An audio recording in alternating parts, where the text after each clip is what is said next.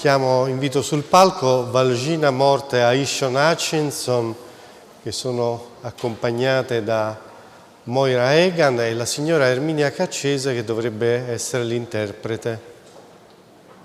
Però non vedo nessuno. Dove sono? Moira, Valzhyna Mort, ecco Valzhyna Mort, Ishion Hutchinson, Erminia Caccese. Grazie. Così? Here. Have a seat. So I'm going to be sitting here first? Sì. Buonasera a tutti.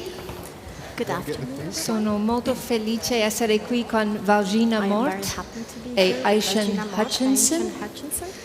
Valzhyna is originally from Bielorussia and Ishion originally from Jamaica. And they both found their way to Cornell University, one of the Ivy League schools in the United States. And they are currently here at the American Academy in Rome as fellows.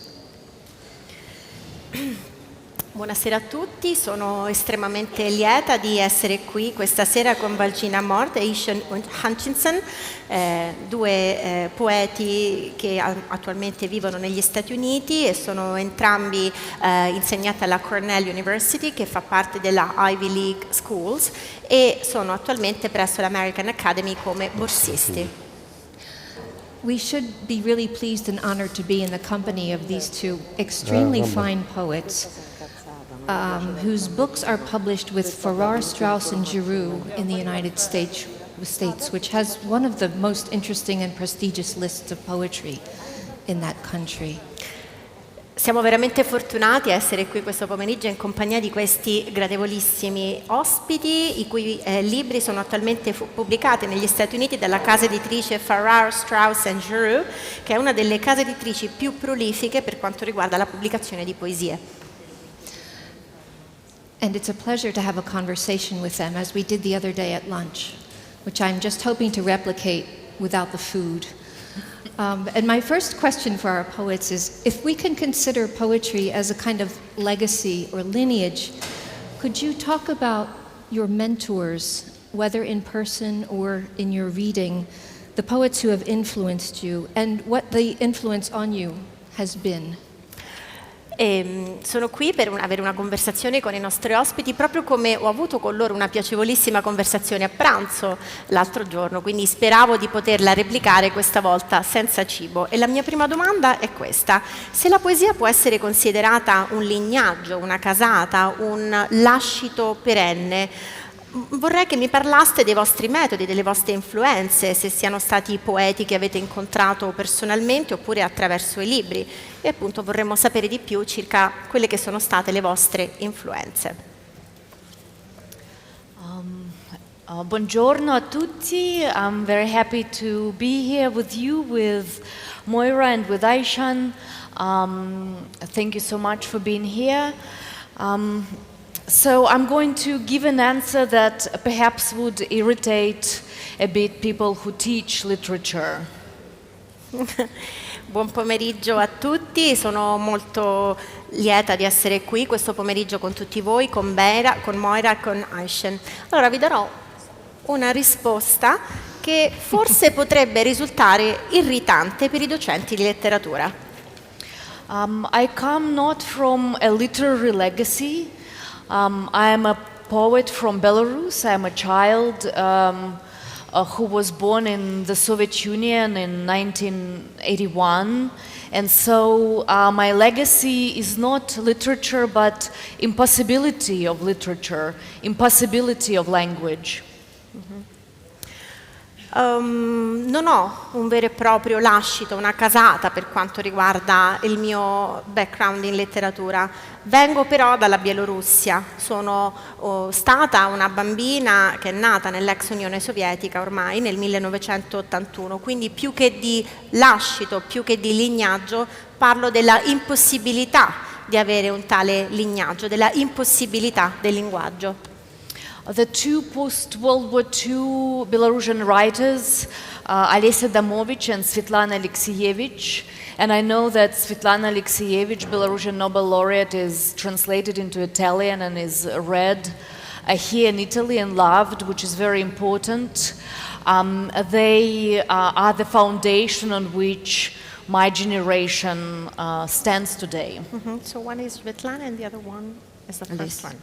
Per quanto riguarda i poeti che mi hanno influenzato, vorrei citare due poeti post seconda guerra mondiale, Ales Adamovich e Svetlana Alexievich. So che Svetlana, che è una premio Nobel per la letteratura, è tradotta in italiano ed è molto amata in Italia. Sono veramente le pietre angolari per la mia generazione.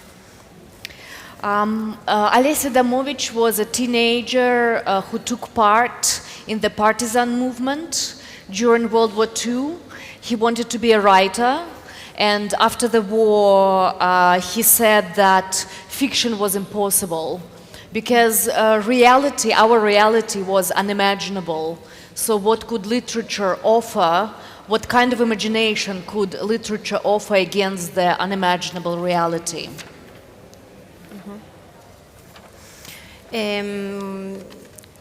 Ales Adamovich è stata un'adolescente che ha fatto parte del movimento partigiano e voleva fare la scrittrice, ma poi giunse alla conclusione che la fiction, la narrazione, era una cosa impossibile perché la realtà era inimmaginabile, quindi si chiedeva che tipo di contributo potesse offrire in tal senso la narrazione di fronte a una realtà così impensabile, inimmaginabile.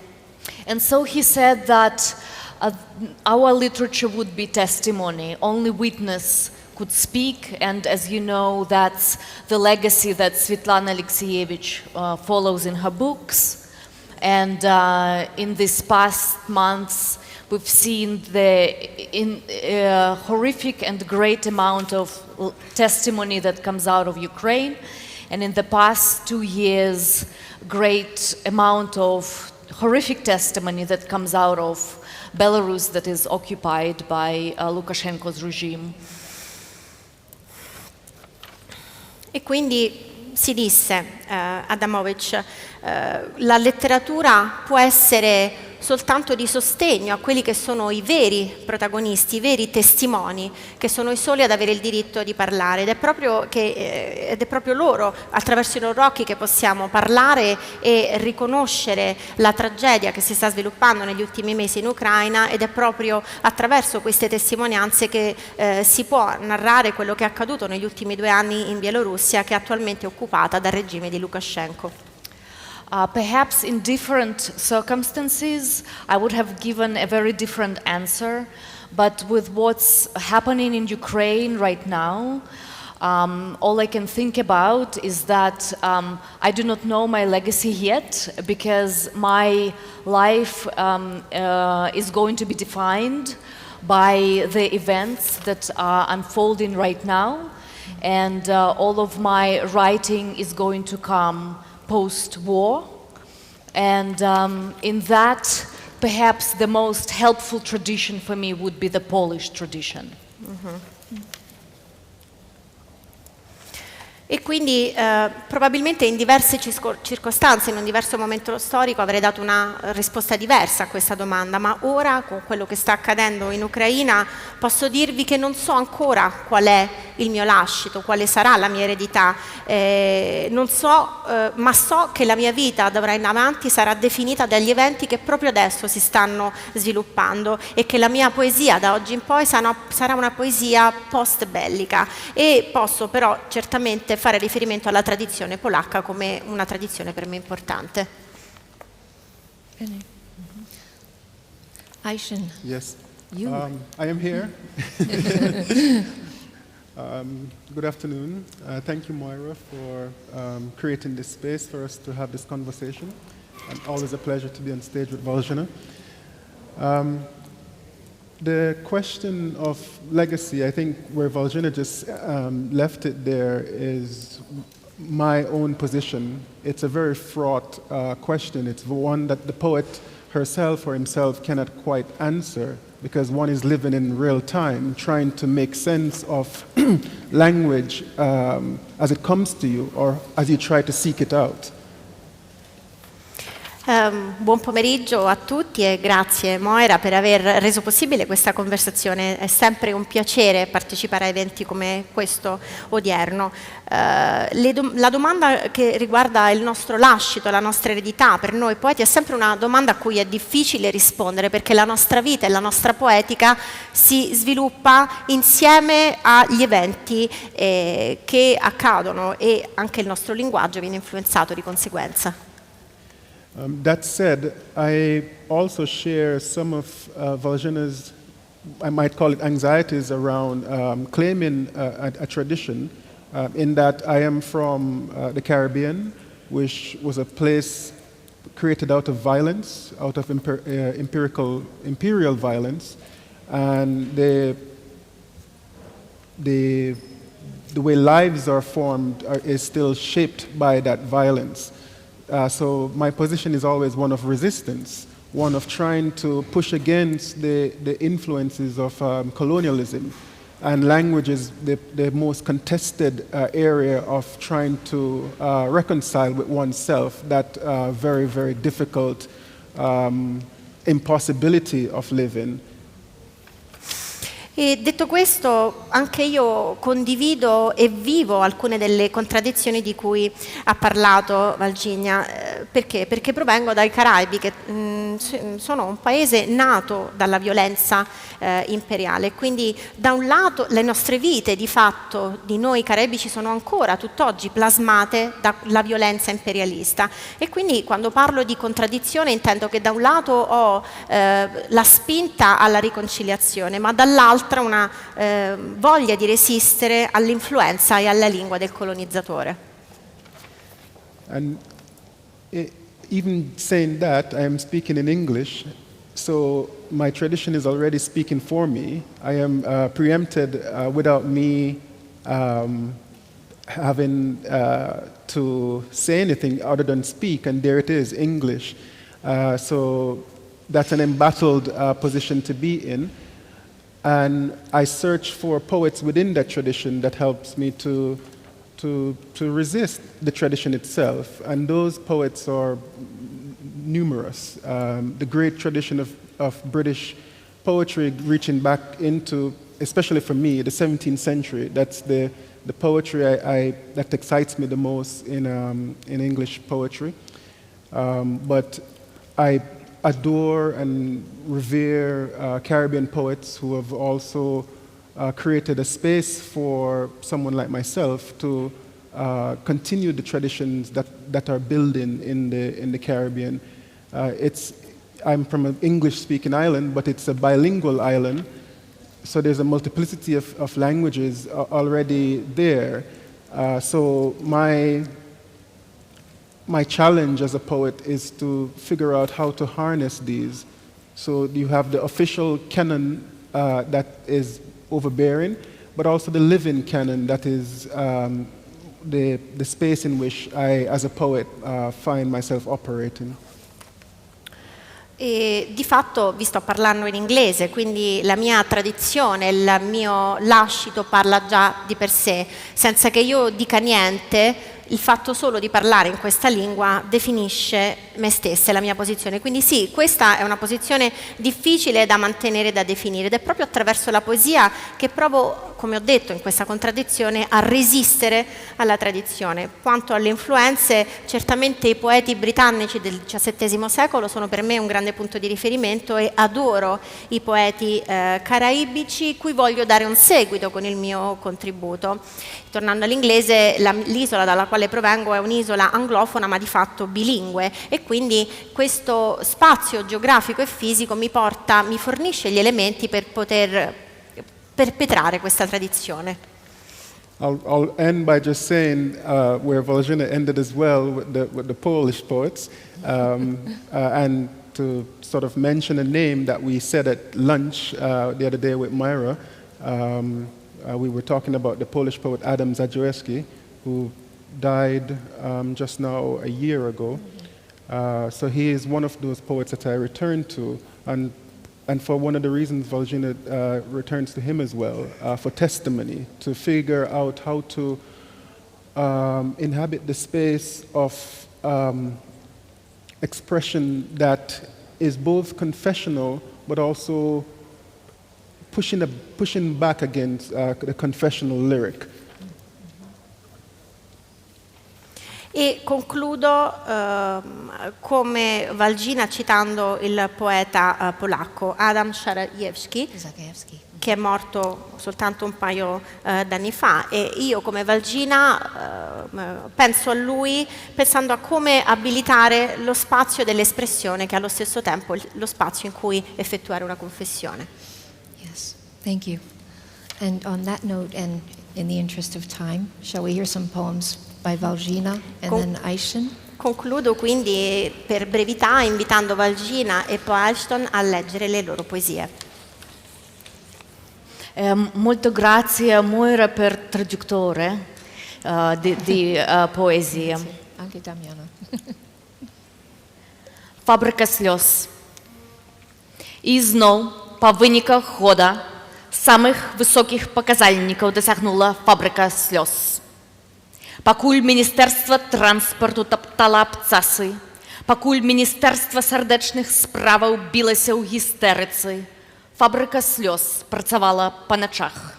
Нават па святах ставіла рэкорды вытворчасці.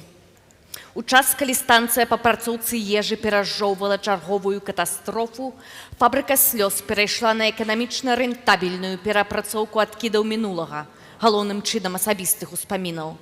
Фотаздымкі работнікаў года урачыста размясцілі, на сцяне плачу. Я інвалід працы, фабрыкі героя слёз. У мяне на вачах мазалі, у мяне пералом шчок. Мне плацяць заробак прадукцыю, якую я вырабляю. І я шчаслівая тым, што маю.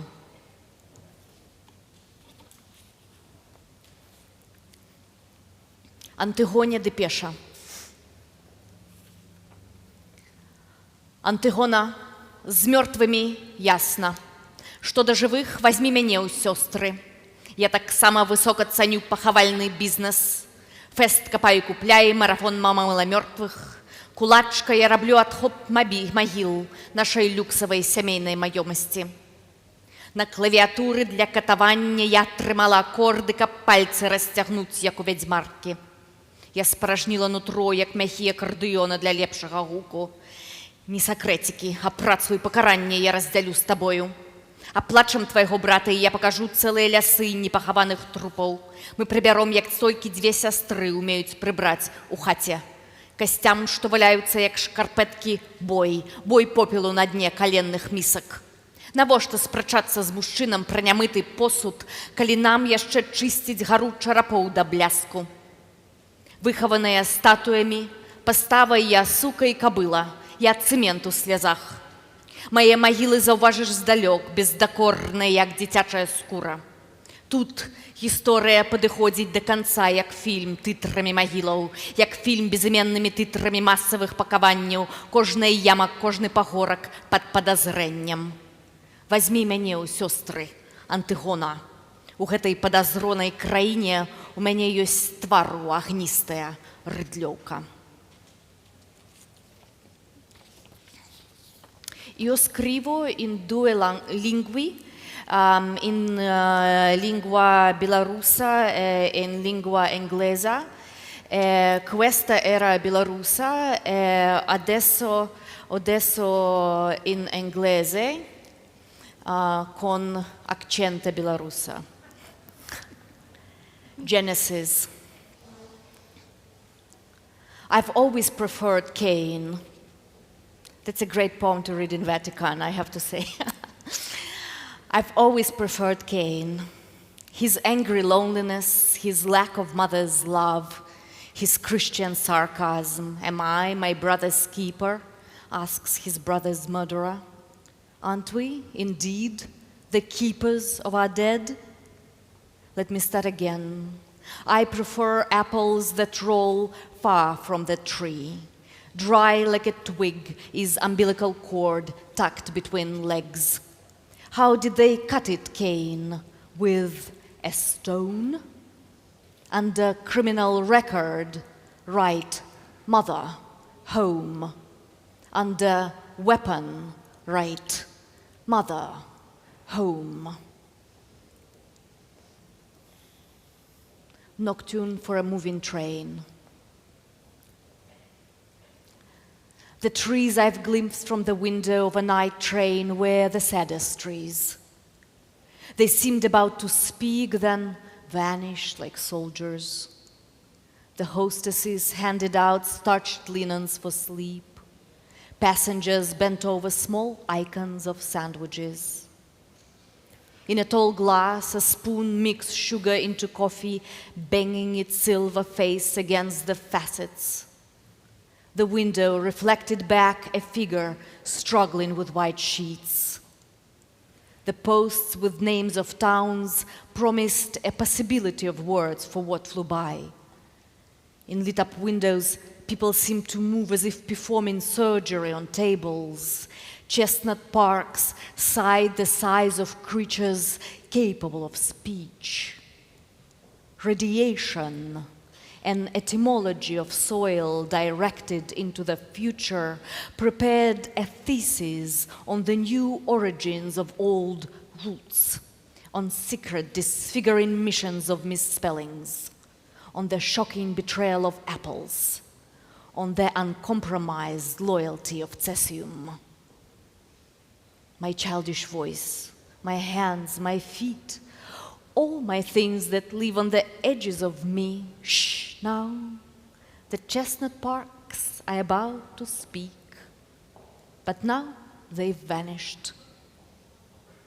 I was extracted from my apartment block, chained to the earth with iron playgrounds where iron swings rose like oil wells. I was extracted before I could dig a language out of air with my childish feet.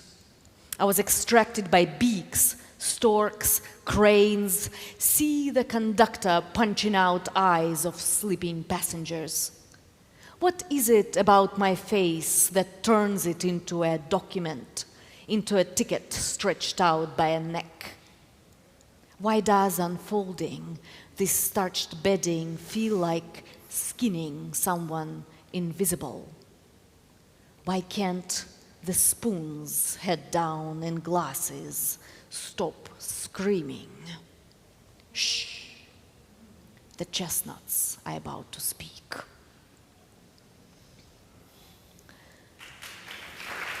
Tutto?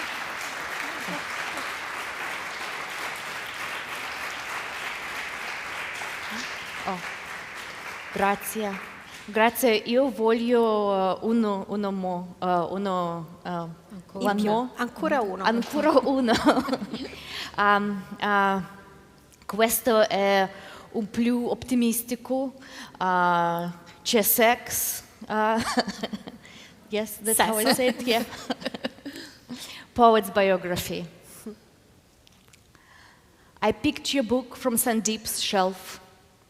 The poet's biography read, Lives and Teaches.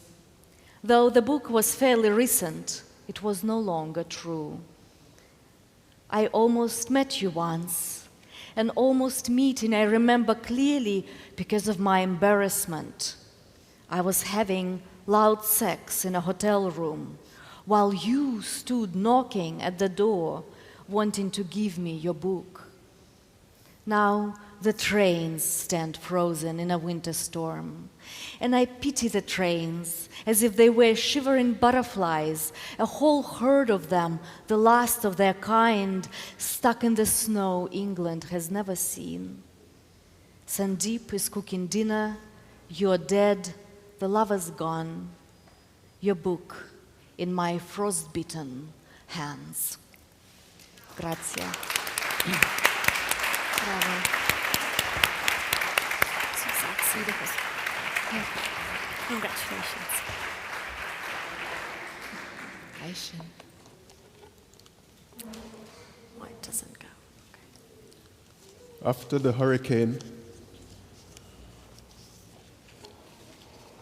the hurricane walks a silence, deranged, white as the white helmets of government surveyors, looking into roofless shacks, assessing stunned fowls, noting inquiries into the logic of feathers, reversed like gullies still retching.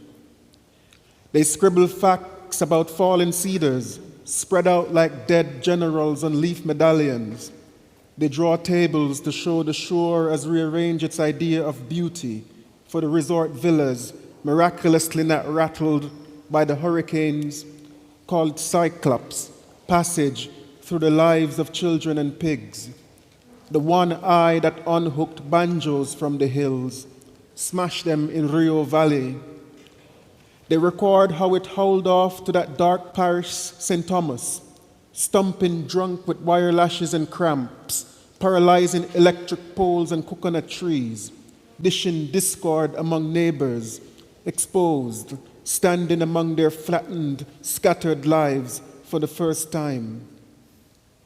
It passed through Aunt May's head, upsetting the furniture, left her chattering something a cross between a fowl and a child.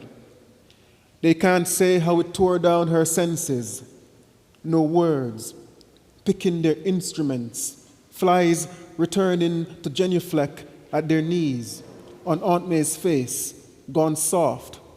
No words, except, don't fret, driving off as if they had left better promises to come.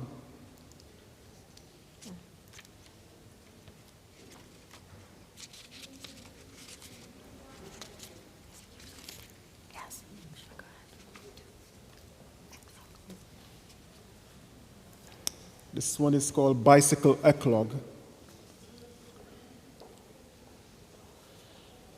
That red bicycle left in an alley near the Ponte Vecchio, I claim. I claim its elongated shadow, ship-crested on stacked crates. I claim the sorrow-mouthed Arno and the stone arch bending sunlight on vanished medieval fairs. But mostly, I claim this two-wheel chariot vetching on the wall, its sickle fenders reaping dust and pollen off the heat-congested city coiled to a halt in traffic. And I, without enough for the great museums, am struck by the red on the weathered brick, new tires on cobble, the bronze tulip bell, smaller than Venus's nose, turned up against the river, completely itself for itself. The scar in my palm throbs, recalling a tiny stone once stuck there after I fell off the district's iron mule, welded by the local artisan Barrel Mouth, no relation of Botticelli, the summer of my first long pants. The doctor's scissors probing my flesh didn't hurt, nor the lifeline bust open when the stone was plucked out. What I wailed for that afternoon was the anger in Mother's face when she found out I had disobeyed her simple wish to remain indoors until she returned from kneeling in the harvested cane, tearing out the charred roots from the earth after cane cutters had slashed the burnt field. It was her first day and her last, bowing so low to pull enough for my school fee. For again, the promised money didn't fall from my father's cold heaven in England. As we walked to the clinic on a rabble of hog plums, her mouth trembled in her soot frock, my palm reddened in her grip, plum scent taking us through the lane. By the time we saw the hospital's rusty gate, her fist was stained to my fingers' curl, and when I unfastened my eyes from the ground to her face, gazing ahead, terribly calm in the hail of sunlight, a shawl softly around her head, something of shame became clear. And if I had more sense as my blood darkened to sorrel at the age of 12 or 13, I would have forgotten the sting and writhed tighter my hold before letting her go. And now I raise my camera, bells charge the pigeon sky, braced by the Duomo, a shell fallen from the sun. I kneel, snap the cycle, rise, hurry away.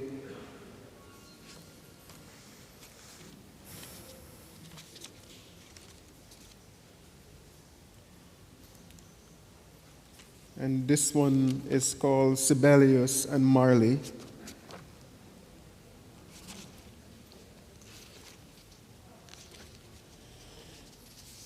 Sibelius and Marley. History is dismantled music, slant, bleak on gravel.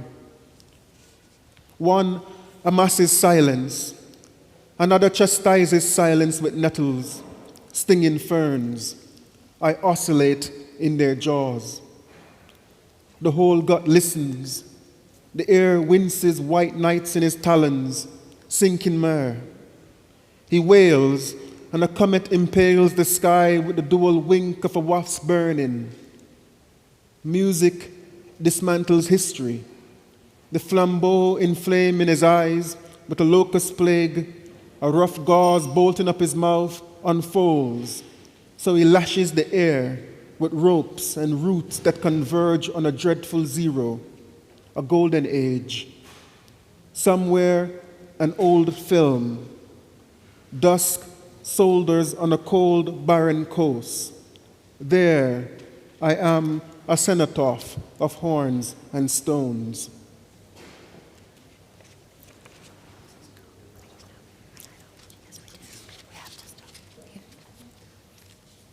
One more. And this is called Marking in Venice. This is my second poem that sort of uses some of the Italian landscape. I hope I'm welcome back again after reading this one. Marking in Venice. I hop off the Vaporato, mooring in the after-storm harbor, puff-chested, shouting, "Keep up your bright swords, for the dew will rust them." Hitting over a handkerchief vendor, allusions are cheap on Piazza San Marco. Desdemonas everywhere, clutching skirts, wild in the wind. My first time, yet a return. Islands have that trick about them. Jamaica, Cyprus. I roam alleys, Iago's, betrayal, rivals, the pigeons shit. Soccer fans block the opera doors, dart in and out of bars. Their chairs rise, an ensemble of drunk violins. Even now, very now, a waiter crashes his shield tray in the horde and is swallowed by the hydra. But I stray from the basilica's hard gleam. The afternoon coagulates and shows a pale sign above an arch, Ghetto Vecchio. And I see an old man and a girl, Jitalib's subjects, walking to or from synagogue. The shadow of enlightenment encroaches and dogs them. Be a Jew at home and a man outside. Their exile infects and reminds me this is no vacation, just hate's old transfiguration, language treason, the savage cause carved in stone. A lamp blows out in his beard, gravels of nimbus reconvene. God grumbles in his mirrored palace, for he knows he has loved wisely, but not well.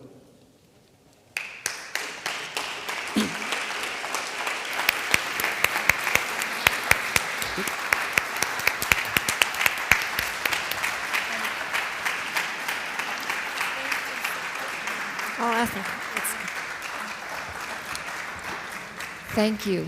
Thank you, Ishion and Valzhyna and Erminia and Vincenzo and Carla and the crew and you. Thank you. Grazie mille.